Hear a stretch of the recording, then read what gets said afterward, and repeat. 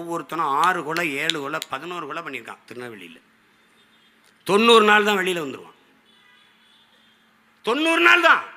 என்ன சாட்சி இருக்கணும். இந்த நாடு ஒரு உயர்ந்த நீதியை வச்சிருக்கு. எந்த தவறும் செய், நீதி சான்று இல்லாமல் செய்யதான்.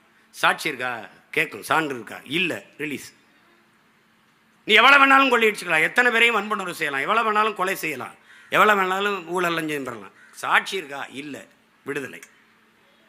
அப்படி என்ன பண்ணுறான்? ஒரு 90 நாள் இருக்கான் அப்படியே ஜாலியாக மாமியாருக்கு போன மாதிரி. யார் காசு? எவன் செத்தானோ அவன் ஆத்தால் அப்போ அவன் சொந்தக்காரன் கொடுக்குற வரி காசெல்லாம் உள்ளே உட்காந்து சாப்பிட்டு சீட்டாடிட்டு ஜெஸ் விளையாடிட்டு தாயக்கட்டை விளையாடிட்டு வெளியில் வருவான். வந்து வேறு அசைன்மெண்ட்டு போட்டு திருப்பி உள்ள போவான், போட்டு திருப்பி வருவான். கூலிக்கு வேலை செய்யலாம், கூலிக்கு கொலை செய்யலாமா என்று அறிவார்ந்த தமிழ் சமூக தம்பி தங்கைகள் சிந்திங்க. தண்ணீரால் நனைய வேண்டிய நம் தாய் நிலம் ஏன் இரத்தத்தாலும் கண்ணீராலும் நனைகிறது என்பதை